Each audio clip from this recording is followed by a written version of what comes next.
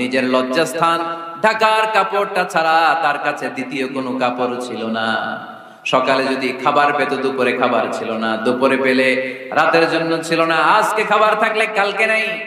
মদিনার সবচাইতে গরিব সাহাবী বেলাল রাদিয়াল্লাহু তাআলা আনহু, লজ্জাস্থান ঢাকার জন্য শুধু একটা জামা ছিল, গায়ে দেওয়ার মতো কোনো জামা নাই। এই সাহাবীর মতো গরিব কোন সাহাবী মদিনার জমিনে নাই। এই বেলাল রাদিয়াল্লাহু তাআলা আনহুকে বিশ্বনবী ডেকে বললেন, ইয়া বেলাল আনফিক ইয়া বেলাল লা তাখশা মিন যিল আরশি ইকলালা। ও বেলাল, আল্লাহর রাস্তায় দান করো, কারণ আমার আল্লাহর ধনভাণ্ডারের কমতি নাই। সাইয়েদনা বেলাল রাদিয়াল্লাহু তাআলা আনহু সবচেয়ে গরিব। শুনতেছেন? বুঝতেছেন? সবচেয়ে গরিব। ডাউন পার্টটা ঢাকার মতো একটা গার্মেন্ট ছিল, একটা কাপড়, এটা পেঁচায় আসতো, নামাজ পড়তো। প্রত্যেক ফরজ সালাতের পরে আল্লাহ রাসূল সাল্লাল্লাহু আলাইহি ওয়াসাল্লাম আয়াতুল কুরসি পড়তেন। তুমি তো দেখিয়েছো আলোর রবি। মান ক্বারা আয়াতুল কুরসি দুবুরা কুল্লি সালাতিন মাকতুবাতিন লাম ইয়ামনাহু মিন দুখুলিল জান্নাতি ইল্লাল মাউত। প্রত্যেক ফরজ সালাতের পরে যে ব্যক্তি আয়াতুল কুরসি পড়ে তার জান্নাতে যাওয়ার ক্ষেত্রে আর কোনো বাধা থাকে না, একটা জিনিস ছাড়া, সেটা হচ্ছে মরণ। লোকটা মরে না তাই জান্নাতে যায় না, মরলেই জান্নাতে। আমাদেরকে অনেক সময় জিন ভূত আসর করে না, আসর করে। তো জিন ভূত যাদেরকে ডিস্টার্ব করে তারা বেশি বেশি আয়াতুল কুরসি পড়বেন।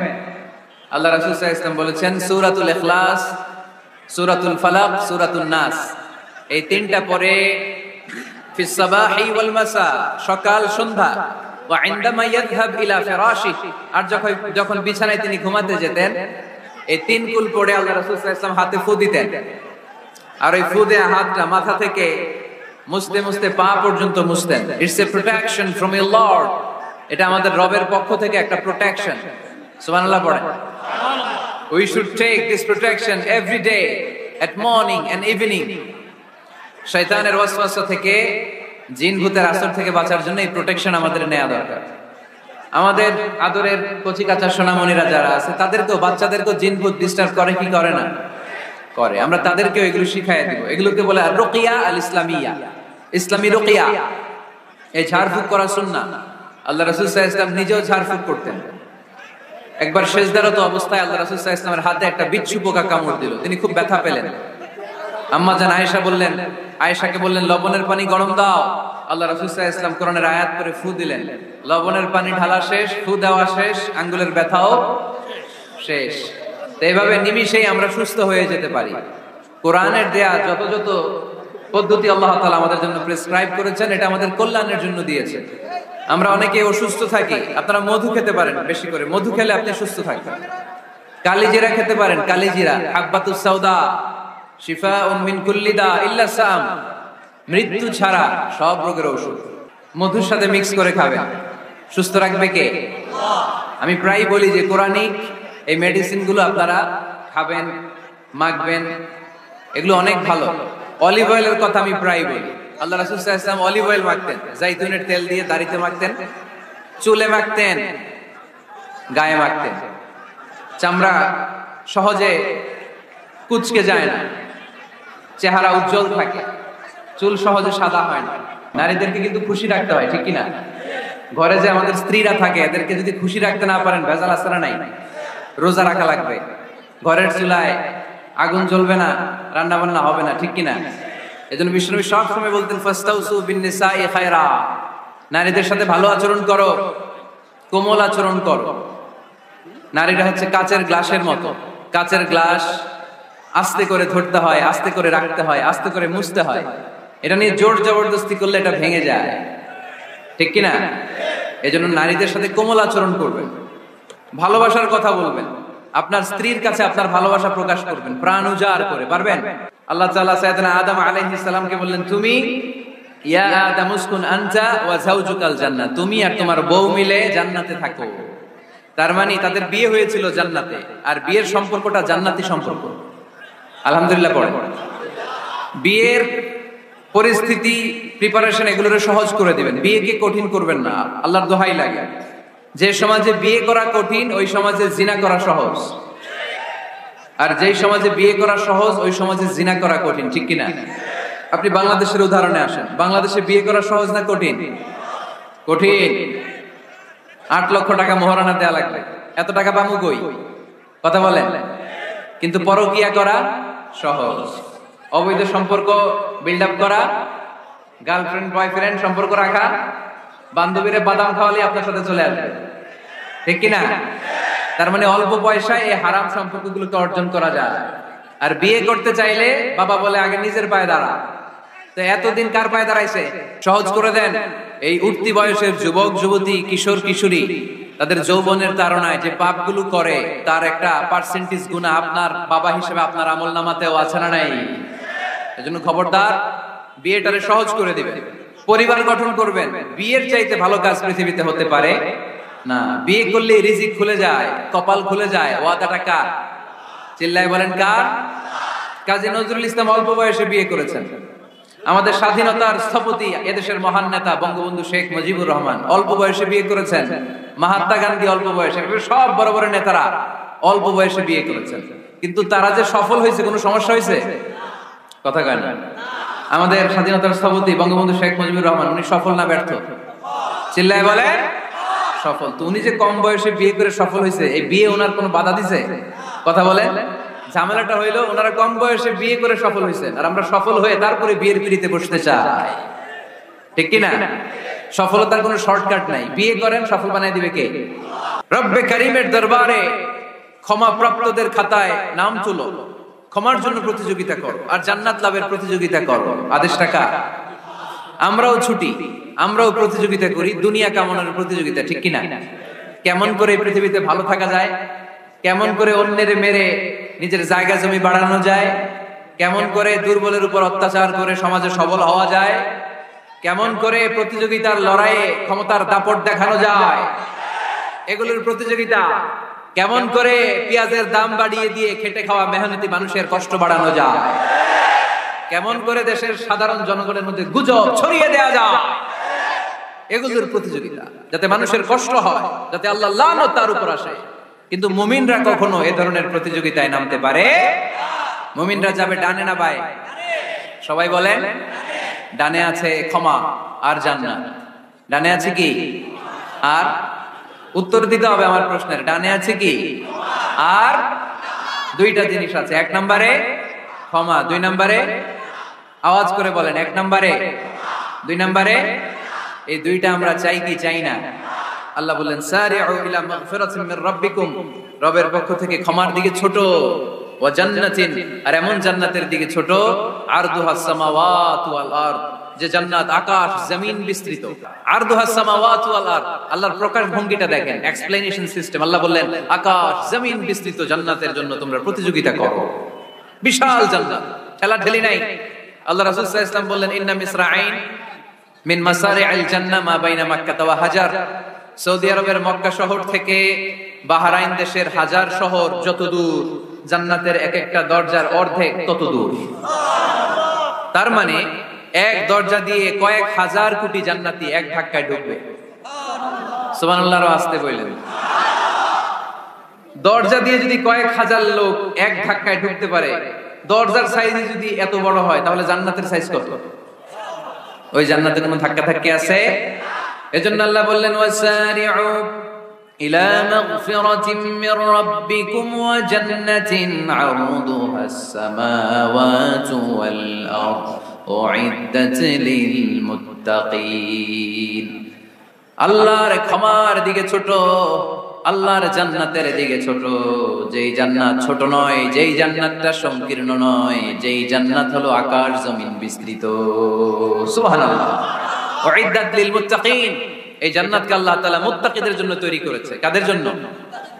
আপনাদের জন্য তৈরি করেছে। আলহামদুলিল্লাহ পড়েন। মুত্তাকি কারা? যারা আল্লাহরে ভয় পায়। মুত্তাকি কারা? যারা আল্লাহকে না দেখে ভয় পায়। তাদেরকে কি বলে? মুত্তাকি। আল্লাহরে দেখছেন কখনো? লা তুদরিকুহুল আবসার, পৃথিবীর চামড়ার চক্ষু দিয়ে আমার রব আল্লাহ তাআলাকে দেখা যায় না, কিন্তু ওহুয়া ইউদরিকুল আবসার, তিনি সবাইরে দেখতে পায়। সুবহানাল্লাহ পড়েন। তিনি আমাদের দৃষ্টির অন্তরালে, কিন্তু আমরা তার দৃষ্টির অন্তরালে কশিনকালেও কখনো এক মুহূর্তের জন্য যেতে পারি না। মুত্তাকিনদের জন্য তিনি এই জান্নাতকে তৈরি করেছেন। এখন এই মুত্তাকিন কারা, সেই মুত্তাকিনদের পরিচয় আল্লাহ তাআলা এই সূরার ভেতরে দিয়েছে। আল্লাহ বললেন আমার মুত্তাকি বান্দার প্রথম গুণ الذين ينفقون في السراء والضراء والكاظمين الغيظ والعافين عن الناس والله يحب المحسنين سبحان الله পড়ে الذين ينفقون في السراء والضراء আমার মুত্তাকি বান্দারা সচ্ছল অসচ্ছল উভয় অবস্থায় দান করে। যখন তাদের কাছে বেশি টাকা থাকে তখন তারা বেশি দান করে, যখন কম থাকে কম দান করে, কিন্তু দান করে, ঠিক কি না? দান করার ধারাবাহিকতা কখনো থামায় না। এখন আপনি সচ্ছল, অনেক টাকা তো বেশি দেন, এক সময় অর্থের টানাপোড়েন যাচ্ছে, সমস্যা যাচ্ছে, তো ওই সময় কম দেন।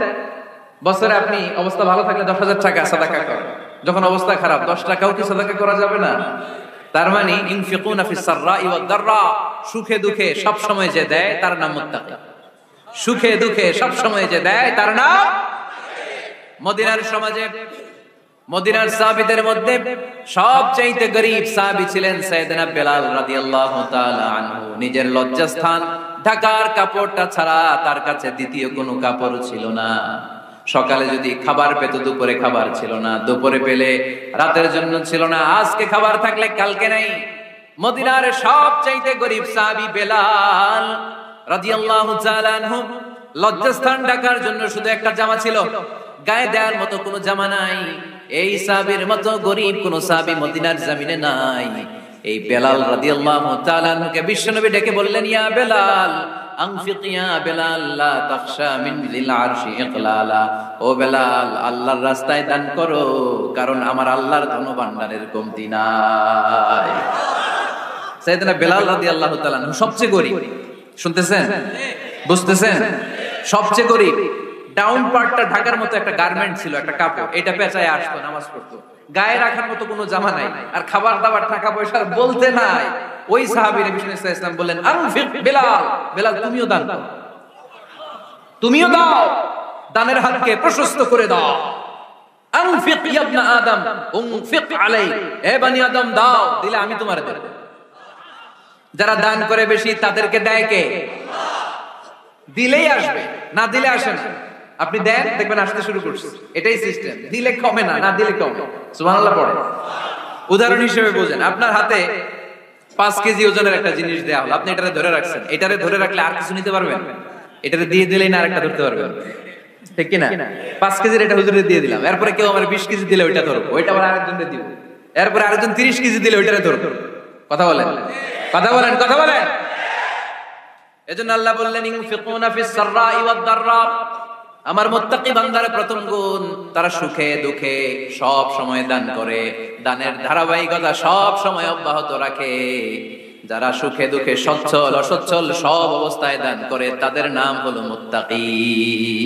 এই কিপটামি কৃপণতা ভুলে যা, দেন, দেন না একটু, আপনারা দিবে কে? বিশ্বাস হয়? দিলে বাড়ে, দিলে না দিলে কমে, কারণ আপনি দিলে আপনারা দিবে কে? তবে গোপন অবস্থায় দেওয়াটা উত্তম।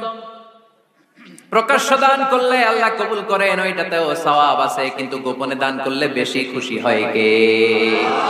গোপনে দান করলে আল্লাহর রাগ ক্রোধ কমে যায়। আপনার কোনো পাপের কারণে আল্লাহ যদি আপনার উপর রেগে থাকে, আপনি গোপনে কিছু দান করে দেন, ওই রাগটা মুহূর্তেই ঠান্ডা হয়ে যাবে। 7 শ্রেণীর ব্যক্তিকে আল্লাহ তাআলা আরশের নিচে ছায়া দেবে কিয়ামতের দিন, যেদিন আকাশের সূর্যটা মাথার কাছে চলে আসবে, জমিনটা তামার জমিন হয়ে যাবে তৃষ্ণায়, মানুষের জিহ্বা বের হয়ে কুকুরের মতো নাভির সামনে ঝুলতে থাকবে। সূর্যের প্রচন্ড কিরণ আর তাপে মাথার মগজগুলো গলে গলে নাকের ছিদ্র আর কানের ছিদ্র দিয়ে ভাতের মাড়ের মতো টপ টপ করে বেয়ে বেয়ে পড়বে। আল্লাহর আরশের ছায়া ছাড়া সেদিন আর কোনো ছায়া থাকবে না। বিষ্ণু বললেন, 7 শ্রেণীর ব্যক্তিকে আল্লাহ তাআলা সেদিন আরশের নিচে ছায়া দিবে। তার মধ্যে থেকে 1 শ্রেণীর ব্যক্তি, কিশোরগঞ্জের ভাইয়েরা খেয়াল করে শুনেন, তার মধ্যে 1 শ্রেণীর ব্যক্তি হচ্ছে রাজুলুন তাসাদ্দাকা বিসাদাকা ফাআখফাহা। 1 শ্রেণীর ব্যক্তি হচ্ছে ওই ব্যক্তি যে গোপনে আল্লাহর জন্য দান করে। আচ্ছা, লা তা'লামু শিমালুহু মা তুনফিকু ইয়ামিনু, এমন গোপনে এসে আল্লাহর রাস্তায় দান করে দেয়, তার ডান হাত কি দান করেছে বাম হাত টের পায় না। ডান হাত কি দিল, বাম হাত দেখে নাই।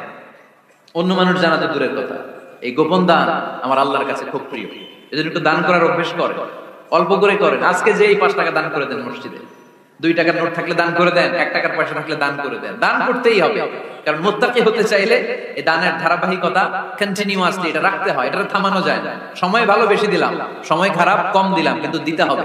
রাজি আছেন? আল্লাকা সিররুন ইনদাল্লাহ বাইনাকা আনতা ওয়া বাইনাল্লাহ আল্লাকা সাদাকাতুন তাখফা লা ইয়ালামুহা ইল্লাল্লাহ আল্লাকা সিররুন ইনদাল্লাহ বাইনাকা আনতা ওয়া বাইনাল্লাহ আল্লাকা সাদাকাতুন তাখফা লা ইয়ালামুহা ইল্লাল্লাহ। সুবহানাল্লাহ। আল্লাকা সিররুন ইনদাল্লাহ, তোমার আর তোমার আল্লাহর মাঝে কোনো গোপন আমল আছে নাকি যেটা আল্লাহ ছাড়া কেউ জানে না? জীবনে আমাদের প্রত্যেকেরই এমন কিছু গোপন আমল, ইবাদত আর দান সদকা করা দরকার যেটা দুনিয়ার কেউ জানে না, জানে আমার রব আর জানি আমি। এরকম দান থাকার দরকার আছে না নাই? তোমার জীবনে এমন কোন গোপন সাদাকা আছে নাকি যেটা আল্লাহ ছাড়া কেউ দেখেনি? এই গোপন সাদাকাটা আল্লাহ খুব পছন্দ করে। এখানে মাদ্রাসা, আজকে আমার ভাই অমুক ভাই দিবেন 2 লক্ষ টাকা, বলেন মারহাবা। এটা উনি আল্লাহর জন্য দিতে পারে, মারহাবার জন্য দিতে পারে, ঠিক কি না? কিন্তু রাতের আধারে রাস্তার পাশ দিয়ে হেঁটে যাচ্ছেন, মসজিদের দান বাক্সটা লেখা, উপরে সাইনবোর্ডে লেখা মুক্ত হস্তে আল্লাহর ঘরের জন্য দান করুন। কেউ নাই, কাক পক্ষী নাই, রাত বাজে 2টা, হঠাৎ করে পকেট থেকে 1000 টাকা বা 100 টাকার কচকচে নোটটা আপনি দান করে দিলেন। ওই দানটা 1 কোটি টাকার দানের চেয়েও বড় দান। কারণ দুনিয়ার কেউ তখন দেখে নাই, দেখেছে কে? কেউ যেটা দেখে না সেটা দেখে কে? কেউ যেটা জানে না সেটা জানে কে? সবার চোখ ফাঁকি দেয়া গেলেও আমার আল্লাহর চোখ ফাঁকি দেয়া যায়? এজন্য দান করতে হবে একজনের খুশির জন্য। তিনি কে? এজন্য রাব্বুল আলামিন বলেন, মাসালুল লাযীনা ينفقون أموالهم في سبيل الله كمثل حبة أنبتت 7 سنابل في كل سنبلة 100 حبة والله يضاعف لمن يشاء والله واسع عليم। সুবহানাল্লাহ পড়েন। আল্লাহ বলেন, এই যে তোমরা আমার রাস্তায় দান করো, এটার উপমা একটা চারা বীজের মতো। এই চারা বীজ জমিনে গেড়ে দিলে সেখান থেকে 60টা শীষ গজায়, প্রতিটা শীষ থেকে 100টা করে দানা হয়, প্রতিটা শীষে জন্ম নেয় শত শস্য দানা। সুবহানাল্লাহ। চারা বীজ চিনেন না? মাটিতে ঢুকাই দিলেন, 60টা শীষ গজাল, প্রতিটা শীষে আবার 100টা করে দানা, মোট কটা হইল? 700টা। এক চারা বীজ থেকে যেমনি 700 দানা গজায়, তেমনি 1 টাকা দান করলে এরকম 700 গুণ সওয়াব আপনার আমলনামায় ঢুকাই দিবে কে? যারা দুনিয়ার বুকে প্রকাশ্যে গোপনে দান করত, সচ্ছল আর অসচ্ছল অবস্থায় দান করত, কিয়ামতের দিন যখন তাদেরকে তাদের আমলনামা দেয়া হবে, আমলনামা দেখে বলবে, আল্লাহ এত সওয়াব দুনিয়ার বুকে আমি করি নাই, অন্য কারো আমলনামা তোমার ফেরেশতারা ভুল করে আমারে দিয়েছে। আল্লাহ এত আমলনামা তো আমি করি নাই, এত নেক কাজ করতে থেকে আসলো, এটা আমার না, তোমার ফেরেশতারা ভুল করে আরেকজনেরটা গছাই দিয়েছে আমার। আল্লাহ বলবে, না, আমার ফেরেশতারা ভুল করে না। সুবহানাল্লাহ পড়ে। ফেরেশতারা কখনো ভুল করতে পারে না, এটা তোমারই আমলনামা, আমার আমলনামা, আমি তো এত সওয়াব করে নাই। আল্লাহ বললেন, তুমি যে ওই আমার খুশির জন্য দান করেছো, ওই ছোট্ট দানটাকে আমি বড় করে তোমার আমলনামায় ঢুকাই দিয়েছি।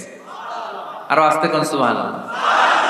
হাদিসে এসেছে, কামা ইউরাব্বি আহাদুকুম ফুলুয়া, তোমরা যেমনি ছাগল পালো, বাছুর পালো, আল্লাহ তাআলা তোমাদের দানটাকে এরকম পেলে পুষে বড় করে। এজন্য আল্লাহ বললেন, আল্লাযীনা ইউনফিকুনা ফিস সাররাই ওয়াদ দাররা, মুত্তাকিদের প্রথম গুণ সচ্ছল আর অসচ্ছল উভয় অবস্থায় আল্লাহর জন্য তারা দান করে। সুবহানাল্লাহ পড়েন। মুত্তাকি বান্দার 2 নম্বর বৈশিষ্ট্য, তারা রাগকে হজম করে, ক্রোধকে নিয়ন্ত্রণ করে। সুবহানাল্লাহ।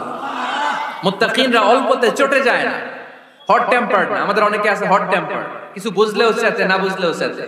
আমাদের দেহে এক ধরনের হরমোন আছে, এটার নাম হচ্ছে অ্যাড্রেনালিন বলে এটাকে, অ্যাড্রেনালিন হরমোন। তো এই হরমোনটা যখন নিঃসরিত হয় তখন আমরা রেগে উঠি, এর আগে আমরা রাগি না। This adrenaline hormone triggers up your bodies fight response. এটা নিঃসরিত হলেই বডি তখন ফাইট করতে মন চায়। রাগ এটা ভয়ঙ্কর। অনেকে রাগ করতে করতে যে স্ট্রোক করে ফেলে, আছে না? হার্ট অ্যাটাক করে ফেলে, অনেক রাগের মাথায় মারাও যায়, আছে না নাই? এটা ভয়ঙ্কর। এর আছে অনেক শারীরিক, মানসিক অনেক প্রভাব, অনেক ক্ষতিকর প্রভাব আছে এই রাগ। রাগটা অনেকটা ঝড়ের মতো। কিসের মতো?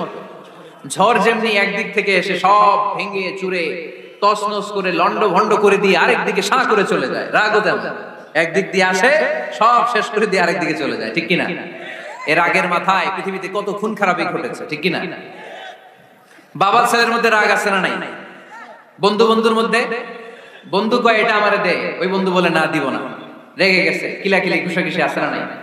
বাবা ছেলের মধ্যে জমি জমা নিয়ে হয় না অনেক সময়? বাবা কয় এই জমি তুই পাবি না, পোলায় কয় আমার এই দিবা তুমি। বাপে কয় না দিমু না, পোলায় কয় দিবা। বাপে কয় তোরে তেজ্য পুত্র করে দিলাম, পোলায় কয় তোমার মাথায় আমি কুপ মাইরা দিলাম। শয়তান চায় কি করে ফ্যামিলিকে ব্রেক ডাউন করা যায়। শয়তান একটা আরশের উপর বসে, অন্য শয়তানরা এসে বলে আমি ওজনে কম দেওয়াইছি, কারে কিছুই করছ নাই তুই। আরেকজন এসে বলে আমি সুদ খাওয়ানোর ব্যবস্থা করে দিয়ে আসছি, কারে এটা কিছুই না। আরেকজন এসে বলে মাদ্রাসায় যাচ্ছিল আমি সরাই দিছি, কারে এটা কিছুই না। আরেক শয়তান এসে বলে আমি স্বামী স্ত্রীর মধ্যে বিচ্ছেদ ঘটাই দিছি। ইবলিশ শয়তান তখন এটারে নিয়ে নাচতে শুরু করে দেয়। এজন্য স্বামী স্ত্রীর মধ্যে ঝগড়া আছে না নাই? হাজবেন্ড বলে একটা, ওয়াইফ বলে আরেকটা, আছে না নাই? হাজবেন্ড বলে তুমি যাইবা না, এই বিয়ার দাওয়াতে যাইবা না, ও আমারে অপমান করছিল। বউ কয় আমি যামু, আমার বান্ধবীর বিয়া, তোমার কি? আছে না নাই? হাজবেন্ড কয় না যাবি না, বউ কয় যামু, গেলে তোর খবর আছে। বউ কয় কি করবা? কয় তালাক দিয়া দিলাম। আছে না নাই? ছোট্ট ঝগড়া থেকে মাথা গরম করে রাগের মাথায় তালাক দিয়ে ফেলে। এজন্যই রাগ ভয়ঙ্কর। এর রাগের কারণে বন্ধু বন্ধুর সম্পর্ক নষ্ট হয়, হাজবেন্ড ওয়াইফের মধ্যে ডিভোর্স হয়ে যায়, বাবা ছেলের মধ্যে সম্পর্ক ছিন্ন হয়ে যায়। এটা ঝড়ের মতো। এজন্য মুমিনরা চাইলেই চট করে রেগে যেতে পারে। এজন্য রাগ নিয়ন্ত্রণের দরকার আছে না নাই? الذين ينفقون في السراء والضراء والكاظمين الغيظ والعافين عن الناس। মুমিন বান্দার মুত্তাকিদের প্রথম গুণ দান করে, মুত্তাকিদের দ্বিতীয় গুণ তারা রাগকে হজম করে। সুবহানাল্লাহ পড়ে। রাগকে কি করতে হবে? জোরে বলেন কি করতে হবে? আল্লাহ রাসূল বললেন লাইসা শাদীদু বিসসুরা, কুস্তি খেলে যে অন্যকে মাটিতে শুইয়ে দিতে পারে সে আসল শক্তিশালী না। ইন্নামা শাদীদুল্লাযী ইয়ামলিকু নাফসাহু ইনদাল গাদাব, রাগের মাথায় যখন নিজেকে যে নিয়ন্ত্রণ করতে পারে আল্লাহর কাছে ওই ব্যক্তিটাই শক্তিশালী। কুস্তি খেলে আরেকজনকে শোয়াই দিলেন, এ শক্তিশালী না, বরং শক্তিশালী তো সে যে রাগের সময় নিজের উপর নিয়ন্ত্রণ রাখে। He can control himself in the time of anger. যখন সে রেগে যায় তখন সে নিজেকে নিয়ন্ত্রণ করতে পারে, সেই শক্তিশালী। কুস্তি খেলে আপনি হতাই দিলেন আরেকজন, আপনি শক্তিশালী না। এজন্য রাগকে নিয়ন্ত্রণ করতে রাজি আছেন তো? এক সাহাবী এসে বললেন ইয়া রাসূলুল্লাহ আউসিনি ইয়া রাসূলুল্লাহ, ও নবী আমারে নসিহত করেন, আমারে কিছু উপদেশ দেন। বিশ্বনবী বললেন লা তাগদাব, তুমি রেগে যেও না। সাহাবী বললেন আরেকটা উপদেশ দেন। বিশ্বনবী বললেন লা তাগদাব, রেগে যেও না। সাহাবী বললেন ও নবী আরেকটা উপদেশ দেন। বিশ্বনবী তৃতীয়বারের জন্য বললেন ও সাহাবী তুমি রেগে যেও না, লা তাগদাব, রেগে যেও না। কারণ রেগে গেলেন তো হেরে গেলেন, রেগে গেলে হেরে গেলেন। অনেকে আপনারা রাগাতে চাইবে নানা ভাবে, কিন্তু আপনি রাখবেন না। আপনার সাথে ঝগড়া করতে চাইবে, পায়ে পাড়া দিয়ে ঝগড়া করতে চায়, এরকম আছে না নাই? আপনারা রাগাতে চায়, ফুসলাতে চায়, কিন্তু মুমিনরা মুত্তাকিনরা তারা যেন তেন কোনো কারণে রেগে যায় না, তারা তাদের রাগকে হজম করে। আলহামদুলিল্লাহ পড়ে। আল্লাহ রাসূল সাল্লাল্লাহু আলাইহি ওয়াসাল্লাম কখনো রাখতেন না, কখনো না। ওনার উপর অনেক অত্যাচার হয়েছে, উনি রাগেন নাই, উনি ক্ষমা করে দিয়েছেন। কি করেছেন?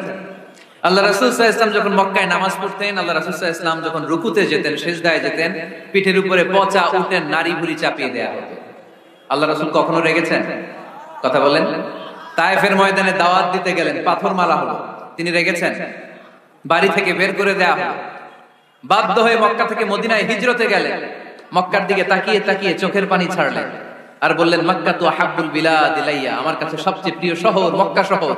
লাউলা উখরিজতু লামা খারাজতু, আমার যদি বের করে দেয়া না হতো মক্কা থেকে জীবনে কোনোদিন আমি বের হতাম না। তারপরেও বিশ্বনবীর রাগেন নাই।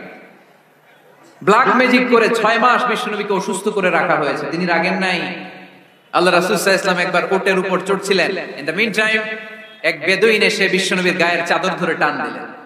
হাদিসের বর্ণনাকারী সাইয়েদনা আনাস রাদিয়াল্লাহু তাআলা উনি বলেন কুনতু আমশি মা রাসূলিল্লাহ, আমি একবার রাসূল সাল্লাল্লাহু আলাইহি ওয়াসাল্লামের সাথে হাঁটছিলাম, ওয়া আলাইহি বুরদুন নাজরানি গলিদুল হাশিয়া, আর রাসূল সাল্লাল্লাহু আলাইহি ওয়াসাল্লামের গায়ে ছিল চাদর। কি ছিল? আপনারা আজকে চাদর গায়ে দিয়ে আসছেন? কেউ আসছেন অনেকে। এই যে আমরা চাদর গায়ে দেই, আমাদের চাদরের এই পাশে মাঝে মাঝে কিছু ডিজাইন করা থাকে না? নাজরান দেশ থেকে নিয়ে আসা বিশ্বনবীর ওই চাদরের এইখানে খসখসে ডিজাইন ছিল। তো আল্লাহ রাসূল যখন চাদর গায়ে দেয়া, ওই বেদুইন যখন চাদর টান দিয়েছে, ওই খসখসে ডিজাইন আল্লাহ রাসূল সাল্লাল্লাহু আলাইহি ওয়াসাল্লামের ঘাড়ের চামড়া ছিঁড়ে ফেলেছে। আসছিল ভিক্ষা করতে, বেদুইন আসছে কি করতে? ভিক্ষা চাওয়ার স্টাইল দেখেন, ভিক্ষা চাওয়ার স্টাইল দেখছেন? আল্লাহ রাসূল সাল্লাল্লাহু আলাইহি ওয়াসাল্লামের চাদর ধরে এমন টান মেরেছে, ওই খসখসে চাদরের দাগ বিষ্ণু সাল্লাল্লাহু আলাইহি ওয়াসাল্লাম ঘাড়ের মধ্যে বসে ঘাড়ের চামড়া ছিঁড়ে গিয়েছে। বিষ্ণু প্রচন্ড ব্যথা পেয়েছেন, কিন্তু কিছুই বলেন নাই। ফালতাফাতা ইলাইহি রাসূলুল্লাহ, আল্লাহ রাসূল তার দিকে তাকালেন, তাকিয়ে সুম্মা দাহিক, ছোট্ট একটা মুচকি হাসি দিলেন। মুচকি হাসি দিলেন, ভিক্ষা করতে আসছে, চাদর ধরে টান মেরা ঘাড়ের চামড়া ছিঁড়ে ফেলছে, আর বলতে শুরু করছে, ইয়া মুহাম্মদ মুরলি মিন মালিল্লাহ, আল্লাহর যে সম্পদ আছে বাইতুল মালের সম্পদ থেকে আমার কিছু দাও, আমার কিছু নাই।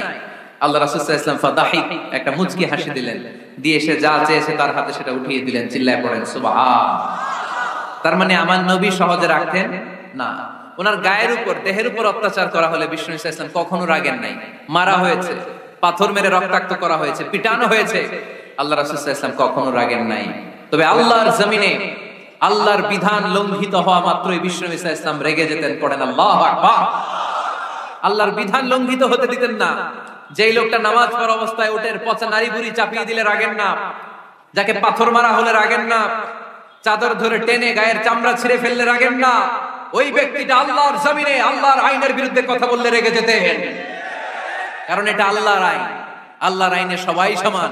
এখানে উঁচু নিচু, there is no difference between black and white, between upper and lower, between the richer section of the society and poorer section of the society, between the prime minister, between the member of the parliament and the factory worker, rickshaw puller.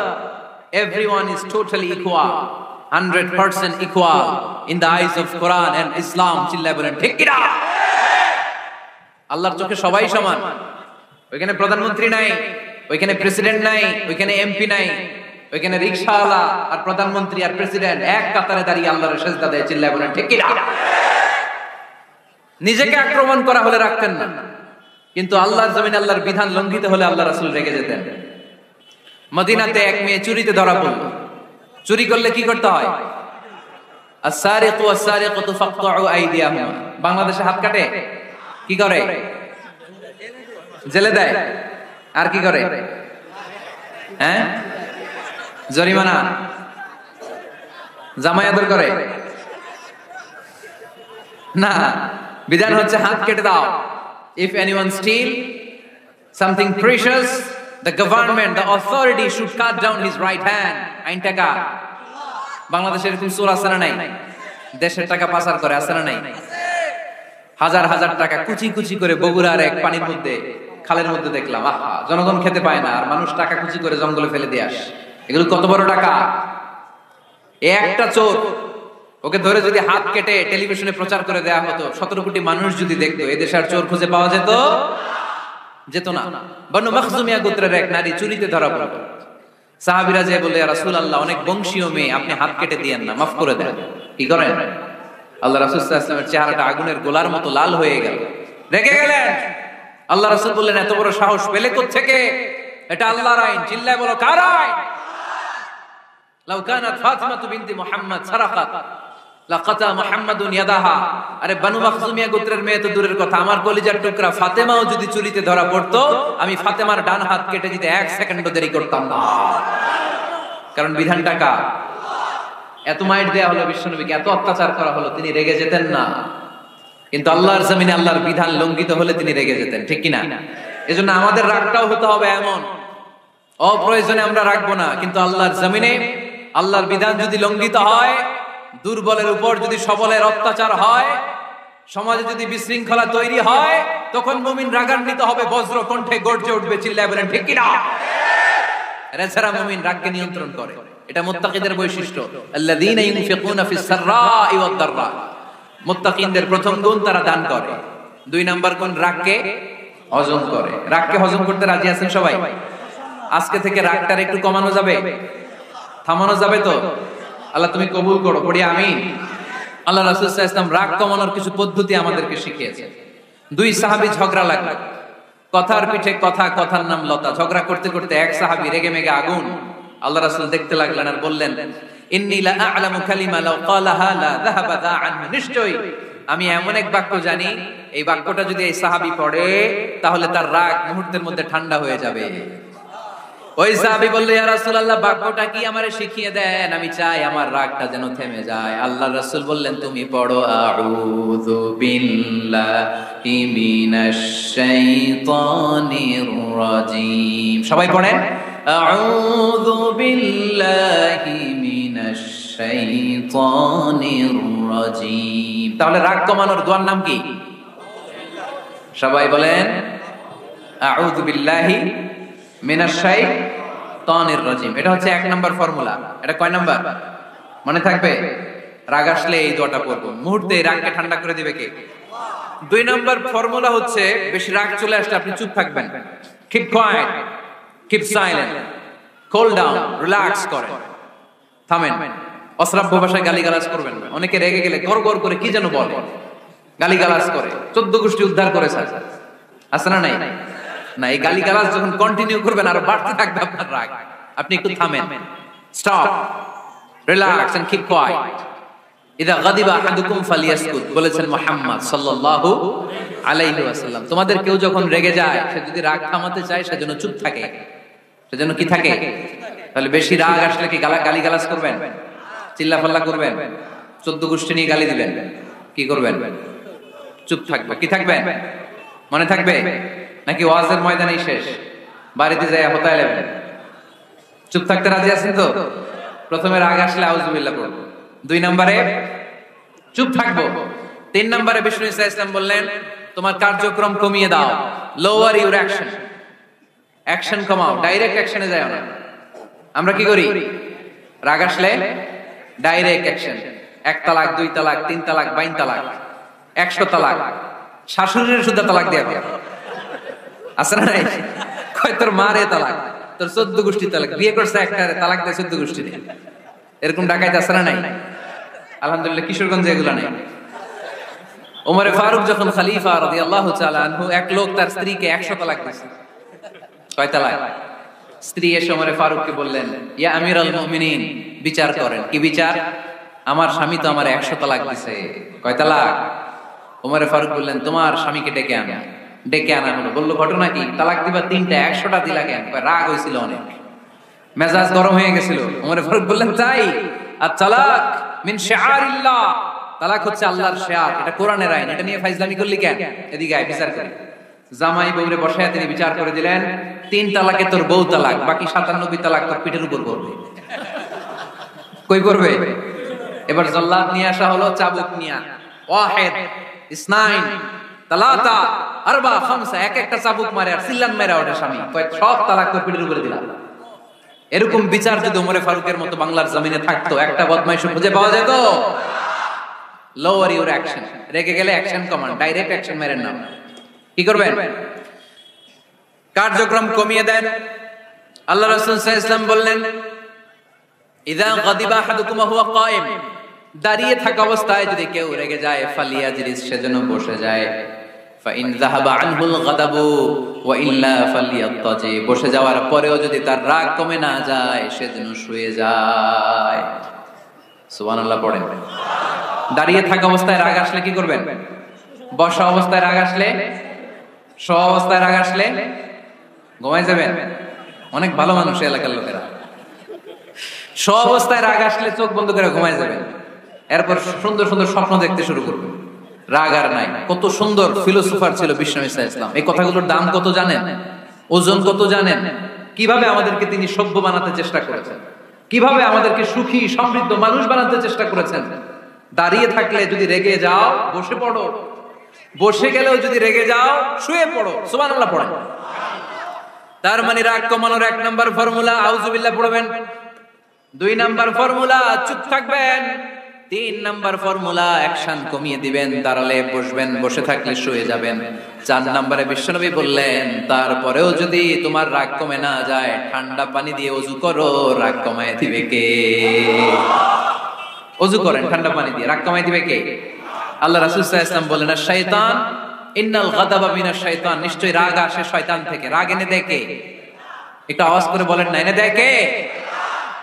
রাগ এনে দেয় শয়তান। ওয়াশ-শাইতানু খুলিকা মিনান নার, শয়তান তৈরি আগুন দিয়ে। শয়তান তৈরি কি দিয়ে? ওয়ান নারু তুতফাউ বিল মা, আর আগুন নিভায় পানি দিয়ে। আগুন নিভায় কি দিয়ে? এজন্য তোমাদের কেউ যখন রেগে যায়, ইদা গাদিবা আহাদুকুম ফালিয়াতাওয়াত্তা, সেজন্য ঠান্ডা পানি দিয়ে ওযু করে তার রাগটারে ঠান্ডা করে দিবে কে? সুবহানাল্লাহ পড়েন। মনে থাকবে সবার? 1 নাম্বার, রাগ আসলে 1 নম্বরে কি করবেন? আউযুবিল্লাহ পড়বেন। 2 নাম্বার, চুপ থাকবেন। 3 নাম্বার, বসে যাবেন, শুয়ে যাবেন। 4 নাম্বার, ওযু করবেন। রাজি আছেন? মাথায় ঠান্ডা পানি দিবেন, চেহারায় ঠান্ডা পানির ঝাপটা দিবেন, দেখবেন আপনার রাগকে ঠান্ডা করে দিছে কে? এজন্য আল্লাহ বললেন আমার মুত্তাকিদের বৈশিষ্ট্য হলো আল্লাযীনা ইউনফিকুনা ফিস সাররাই ওয়াদ দাররাই ওয়াল কাযিমিনাল গায়যা ওয়াল আফিনা আনিন নাস।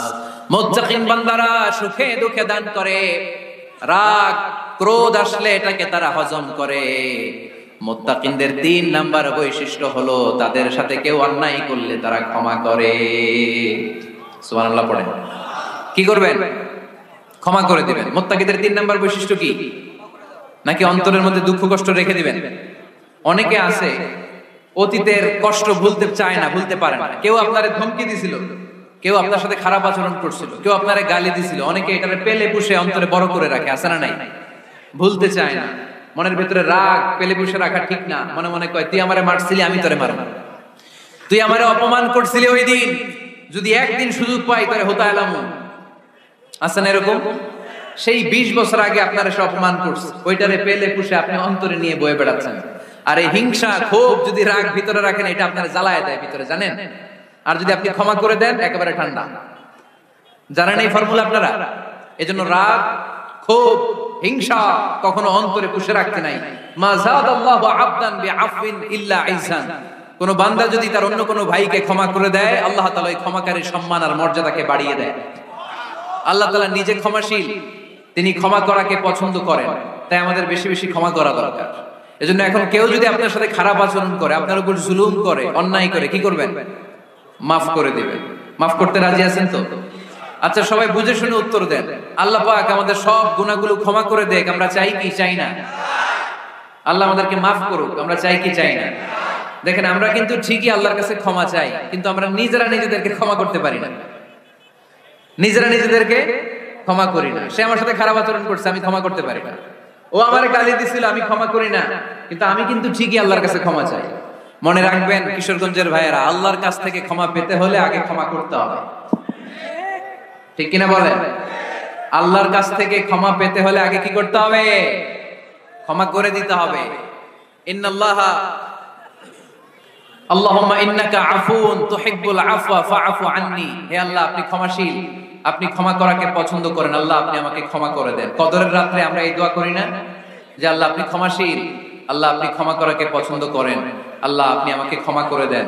আল্লাহর কাছে আমরা ক্ষমা চাই, কিন্তু আমরা নিজেরা নিজেদেরকে ক্ষমা করতে পারি না। আপনি যদি মুত্তাকি হতে চান, আগে মানুষকে ক্ষমা করতে হবে। রাজি আছেন তো? আল্লাহ রাসূল সাল্লাল্লাহু আলাইহি ওয়াসাল্লাম যে কোনো পরিস্থিতিতে, যে কোনো অত্যাচারের বিপরীতে তিনি ক্ষমা করে দিতেন। সুবহানাল্লাহ পড়েন। আপনারা ওঠা বসা করতেছেন কেন? দোয়া করে দেই না? এখনই দোয়া হয়ে যাবে, বসেন। এখনই দোয়া করে দিচ্ছি। কষ্ট হচ্ছে আপনাদের, আমি জানি, অনেক গাদাগাদি, না বললে তো হবে না। এখানে অনেক কষ্ট হচ্ছে আপনাদের। মুত্তাকিদের 5টা বৈশিষ্ট্যের কথা বলেছিলাম। কয়টা? 1 নম্বরে দান করে, 2 নম্বরে রাগকে কমায়, 3 নম্বরে কি করে দেয়? ক্ষমা করে দেয়, মাফ করে দেয়। এজন্য মাফ করার বৈশিষ্ট্য অর্জন করতে হবে প্রিয় ভাইরা। আমরা অনেকেই অন্যের ব্যাপারে অনেক তিক্ত অভিজ্ঞতা, আমারে গালি দিছিল, আমারে ঠকাইছিল, এগুলো ভুলতে পারি না। আছে না নাই? এগুলো ভুলে যান। ভুললে দেখবেন সব ঠান্ডা, হৃদয়টা ঠান্ডা। এবং এটা গবেষণায় প্রমাণিত হয়েছে, যারা অন্যকে ক্ষমা করে দেয় এদের রাতের ঘুম ভালো হয়। যারা অন্যকে ক্ষমা করে দেয় এরা স্বস্তিতে থাকে, এদের কোনো মেন্টাল স্ট্রেস থাকে না, এদের হার্ট অ্যাটাক হয় না, এরা স্ট্রোক করে না। আলহামদুলিল্লাহ পড়ো। আল্লাহ রাসূল সাল্লাল্লাহু আলাইহি সাল্লাম একটা ভরা মজলিসে বললেন, এখন এক সাহাবী এসে এখানে বসবে, এই সাহাবীটা জান্নাতি। সব সাহাবারা অবাক, না জানি তিনি কার কথা বললেন। সবাই দেখতে পেলেন, ইন দ্য মিন টাইম এক আনসারী সাহাবী এসে এই জায়গাটাতে বসলো। তার কয়েকদিন পরে আরেকটা ভরা মজলিসে আল্লাহ রাসূল বললেন, এখন এই মাত্র এক সাহাবী এসে এখানে বসবে, এই সাহাবীটা জান্নাতি। ঠিক ওই দিনও ওই আনসারী সাহাবীটা এসে ওইখানে বসেছে। আবার কয়েকদিন পরে আল্লাহ রাসূল সাল্লাল্লাহু আলাইহি ওয়াসাল্লাম বললেন, এই মুহূর্তে এই মজলিসে এমন এক সাহাবী ঢুকবে, এই সাহাবীটা জান্নাতি।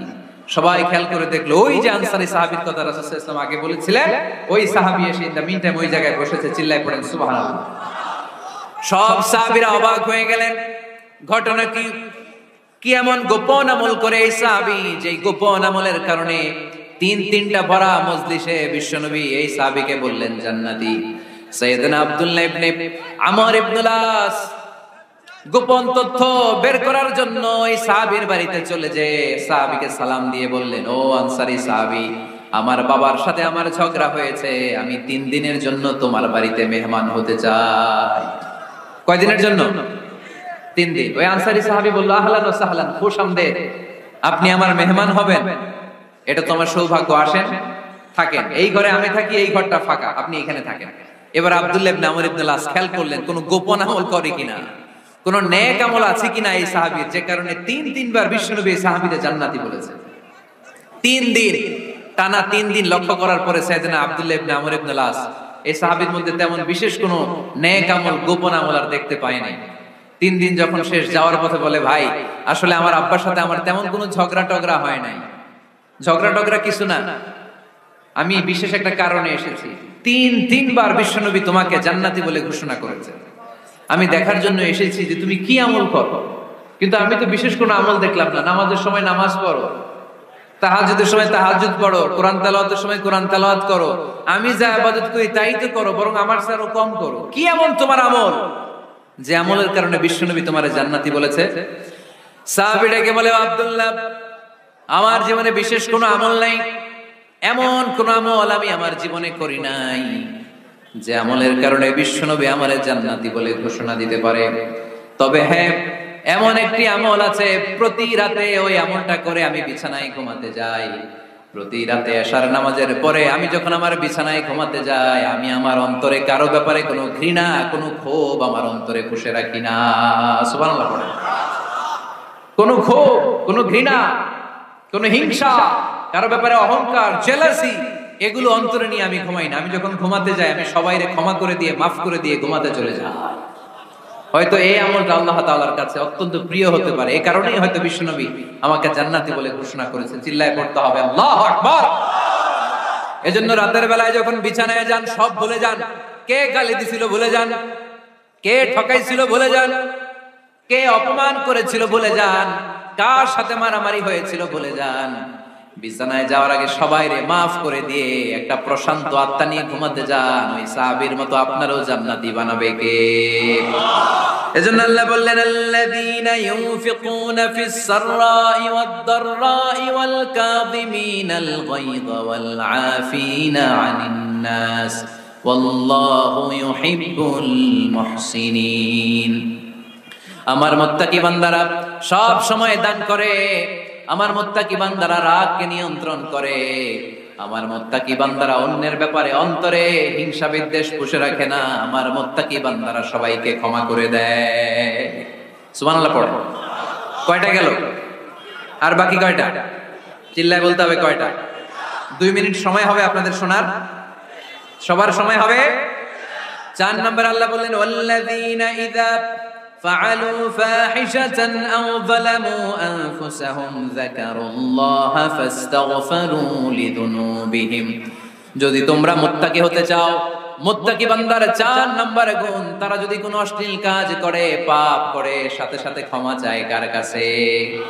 যত পাপ আমরা করি না কেন, ক্ষমার দরজা আমাদের জন্য খোলা রেখেছে কে? সব সময় খেয়াল রাখবেন, কিশোরগঞ্জের যুবক ভাইয়েরা, পাপ হয়ে যেতে পারে, এটা ভেরি সিম্পল। তুমি মিথ্যা বলে ফেলেছো, খাদ্যে ভেজাল দিয়েছো, ওজনে কম দিয়েছো, পরকিয়া করেছো, অবৈধ দৈহিক সম্পর্ক করেছো, ব্লু ফিল্ম দেখেছো, নিজের উপর নফসের উপর জুলুম করেছো, তারপরেও তোমার জন্য ক্ষমার দরজা খোলা রেখেছে কে? মনে রাখতে হবে, আমাদের পাপ যত বড় হোক, তার রহমতের দরিয়া তার চাইতেও বড়, ঠিক কিনা? আমাদের গুনার অন্যায় যদি হয় খালের পানির সমান, বিলের পানির সমান, আল্লাহর দয়া সাগরের পানির সমান। আমাদের অন্যায় আর পাপ যদি হয় পাহাড়ের সমান, আমার রবের দয়া আকাশের সমান, ঠিক কিনা? বিষ্ণু বলেছেন, কুল্লুকুম খাত্তাউন ওয়া খায়রুল খাত্তাইন আত-তাওয়াবুন। তোমরা সবাই পাপী, আমরা সবাই কি? আওয়াজ করে বলেন না, আমরা সবাই কি? আমরা যে পাপী এটা বলতে আপনাদের লজ্জা লাগে? আমরা সবাই কি শুধু কি পাপী? পাপীর ঘরের পাপী, 14 গোষ্ঠী পাপী। আমি পাপী, আমার বাবা পাপী, আমার মা পাপী, আমার দাদা পাপী, আমরা সবাই পাপী। আল্লাহ রাসূল বললেন কুল্লুকুম খাত্তাউন, তোমরা সবাই পাপী। ওয়া খায়রুল খাত্তাইন আত-তাওয়াবুন। আর এই পাপীদের মধ্যে সবচেয়ে ভালো পাপী ওই পাপী যেই পাপী পাপ করার পরেই তওবা করে, ইস্তেগফার করে, ঠিক কি না? পৃথিবী না জানুক আমি তো জানি, পৃথিবী না জানুক আমি তো জানি, আমি কি পাপ করেছি হায়। আমার পাপের করলে বিচার, বাঁচার আমার নাই উপায়। দয়াময় প্রভু মাফ করো আমায়, মাফ করো আমায়। পড়েন পৃথিবী না জানুক আমি তো জানি, আমি কি পাপ করেছি হায়। আমার পাপের করলে বিচার, বাঁচার আমার নাই উপায়। দয়াময় প্রভু মাফ করো আমায়, মাফ করো আমায়। চিল্লায় পড়তে হবে সবাই, আমিন। এজন্য আল্লাহ বলেন আমার মুত্তাকি বান্দারা যদি ভুল করে, আমার মুত্তাকি বান্দারা যদি অন্যায় করে, সাথে সাথে ক্ষমা চায় কার কাছে? ক্ষমার দরজা আমাদের জন্য খোলা আছে না নাই? আমরা যদি ভুল করি, অন্যায় করি, আমরা পড়ি রব্বানা যালামনা আনফুসানা ওয়া ইন লাম তাগফির লানা ওয়া তারহামনা লানাকুনান্না মিনাল খাসিরিন। ও আল্লাহ, ভুল করেছি, অন্যায় করেছি, পাপ করেছি, গুনাহ করেছি, নফসের উপর জুলুম করেছি, তুমি যদি মাফ না করে দাও, আমাদেরকে মাফ করার দুনিয়াতে কেউ নাই, ঠিক কি না?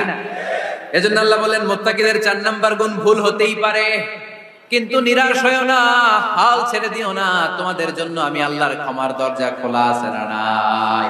24 ঘন্টা খোলা। সকালে ভুল করছেন, মাফ চাইবেন কার কাছে?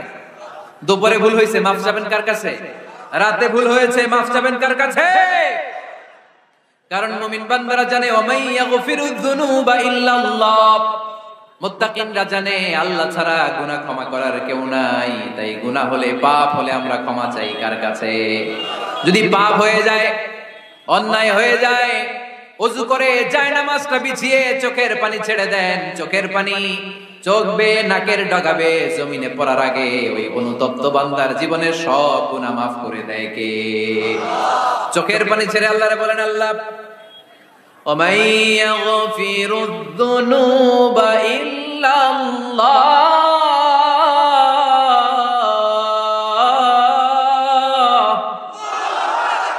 ওয়ামাই ইয়াগফিরুয যুনুবা ইল্লাল্লাহ, আল্লাহ ছাড়া গুনাহ ক্ষমা করার আর কোনো দ্বিতীয় মাবুদ আমাদের আর আছে নাকি? চোখের পানি ছেড়ে দিয়ে আল্লাহরে ডেকে বলেন আল্লাহ, আমি ছাড়া তোমার গোলামের অভাব নাই, অভাব আছে?